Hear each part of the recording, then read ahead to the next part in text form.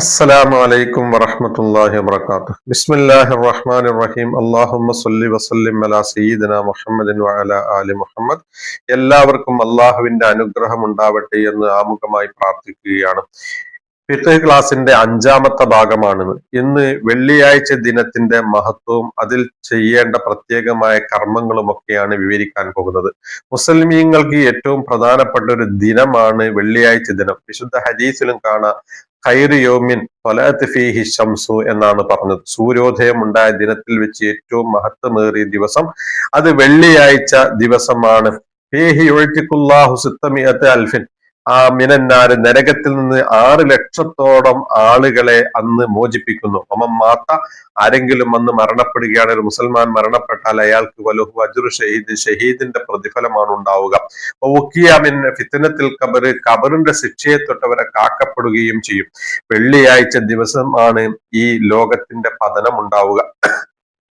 വെള്ളിയാഴ്ച ദിവസമായി കഴിഞ്ഞാൽ പുലരുമ്പോൾ തന്നെ എല്ലാ ജീവജാലങ്ങളും ഭയപ്പാടോടുകൂടെയാണ് എഴുന്നേൽക്കുക, കാതോർക്കുക, ഇന്ന് ലോകം അവസാനിക്കുകയാണോ എന്ന്.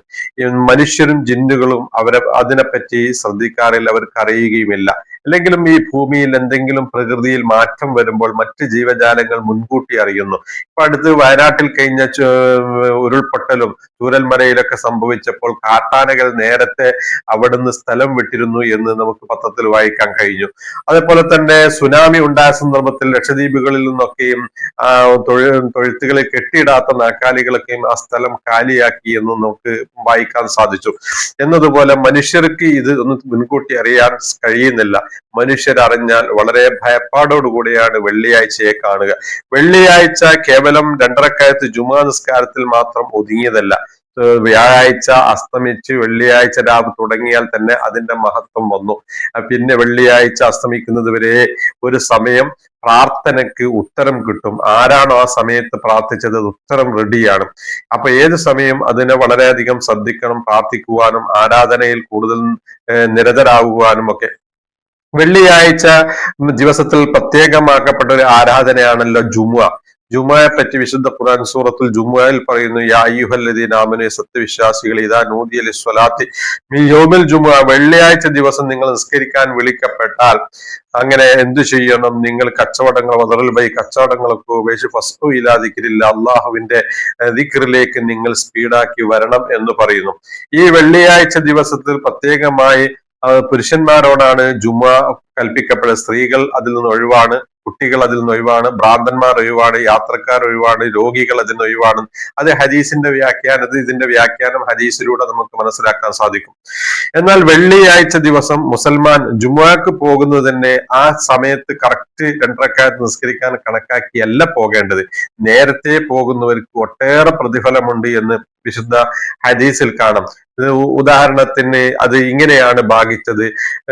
സുബഹി നമസ്കാരം സുബഹി ബാങ്ക് എപ്പോഴാണോ അതിന്റെയും പള്ളിയിൽ മിമ്പറിന്റെ മുകളിലേക്ക് ഖത്തീബ് കയറുന്നതിന്റെയും ഇടയിലുള്ള സമയങ്ങളെ 6 പാർട്ടുകളാക്കി മാറ്റി കഴിഞ്ഞാൽ ഓരോ പാർട്ടിനും നേരത്തെ വരുന്നവർക്ക് പ്രത്യേക പ്രതിഫലമാണ്. 1-ാം പാർട്ടിൽ വരുന്ന ആൾക്ക് ഒട്ടകത്തിന് അറുത്ത് മാംസം വിതരണം ചെയ്തതിന്റെ പ്രതിഫലവും, 2-ാം സമയത്തിൽ വരുന്ന ആൾക്ക് പശുവിനെ അറുത്ത പ്രതിഫലവും, 3-ാം സമയത്തിൽ ആടും, 4-ാം സമയത്തിൽ കോഴിയും, 5-ാം സമയത്തിൽ ചെറിയ പക്ഷിയും, 6-ാം സമയത്തിൽ കോഴിമുട്ടയും, 6-ാം സമയത്തിൽ കോഴിമുട്ടയും, ഇങ്ങനെ ഈ 6 സമയങ്ങളായിട്ട് വിഭജിച്ചിട്ട് കാണാം. ഉദാഹരണത്തിന് 5 മണിക്കാണ് സുബഹി ബാങ്ക് എങ്കിൽ 1 മണിക്കാണ് ഖത്തീബ് മിമ്പറിൽ കയറുന്നതെങ്കിൽ 8 മണിക്കൂർ ഉണ്ടാവും. 8 മണിക്കൂർ അതിനെ ഭാഗിച്ച് ഓരോ ഭാഗത്തിലും 6 ആയിട്ട് ഭാഗിക്കുമ്പോൾ 1 മണിക്കൂറും 20 മിനിറ്റും, അഥവാ 6:20 വരെ 1-ാം സമയവും, 7:40 2-ാം സമയവും, 9 മണി 3-ാം സമയവും, 10:20 4-ാം സമയവും, അങ്ങനെ 11:40 5-ാം സമയവും, പിന്നെ 1 മണി. ഈ സമയത്തിന്റെ ഇടയിൽ ഓരോരോ സമയങ്ങൾ നേരത്തെ വരുന്ന ആൾക്ക് ഈ പറയുന്ന രൂപത്തിലുള്ള പ്രതിഫലമുണ്ട്. പക്ഷെ നാമൊക്കെയും അത് അശ്രദ്ധയിലായി കഴിഞ്ഞ് ഏത് പള്ളിയിലാണ് 1-ാം സമയത്തും 2-ാം സമയത്തും ഒക്കെ ആളുകൾ വരുന്നത് അങ്ങനെ നമ്മളെ ശ്രദ്ധയിൽപ്പെട്ടിട്ടുണ്ടോ? വളരെ അപൂർവമായിട്ടിരിക്കും അങ്ങനെ ഒരു പള്ളിയിൽ ഒരാൾ വരുന്നത്. പഴയ കാലത്ത് ആളുകളൊക്കെയും അത് ശ്രദ്ധിച്ചിരുന്നു. ഇന്ന് ഈ ന്യൂ ജനറേഷൻ തിരക്കുള്ള ഈ ജീവിത കാലഘട്ടത്തിൽ മനുഷ്യൻ ആ 2 റക്അത്തിന് കണക്കാക്കി വരികയാണ്. പല ആളുകൾക്കും ജുമുഅന്റെ ലിസ്റ്റിൽ തന്നെ അയാൾ ഉൾപ്പെടുകയില്ല. കാരണം മിമ്പറിന്റെ മുകളിലേക്ക് ഖത്തീബ് കയറി കഴിഞ്ഞാൽ അവിടെ എഴുതി വെക്കാൻ വേണ്ടി മലക്കുകൾ ഏൽപ്പിച്ചിട്ടുണ്ട്, അവിടെ വരുന്ന ആളുകളൊക്കെ എഴുതി വെക്കാൻ വേണ്ടി. എന്നാൽ മിമ്പറിൽ കയറിയ ഉടനെ ഈ മലക്കുകൾ അവരുടെ അവരുടെ പുസ്തകങ്ങൾ അടച്ചു വെച്ചു അവർ ഖുതുബ കേൾക്കാൻ മുന്നിൽ നിൽക്കും. അപ്പോൾ ഈ പിന്നെ വന്ന ആളുകൾക്ക് അതിൽ ആ ലിസ്റ്റിൽ അവർ ഉൾപ്പെടുകയില്ല. അപ്പൊ ഏറ്റവും മഹത്വമേറിയ ഈ ദിനത്തിന്റെ മഹത്വം പല ആളുകൾക്കും മനസ്സിലാക്കാൻ സാധിക്കുന്നില്ല എന്നുള്ളതൊരു യാഥാർത്ഥ്യമാണ്. ഒരാഴ്ചത്തെ പാപം പൊറുക്കും. ആ വെള്ളിയാഴ്ച അൽ ജുമുഅത്തിൽ ജുമുഅത്തി റമളാൻ ഇലാ റമളാൻ, ഓരോ ജുമുഅ തൊട്ടടുത്ത ജുമയും റമളാൻ മറ്റു റമളാൻ 5 വക്ത നിസ്കാരങ്ങളും അവക്കിടയിലുള്ള പാപം പൊറുക്കുമെന്ന് ഹദീസിൽ കാണാം.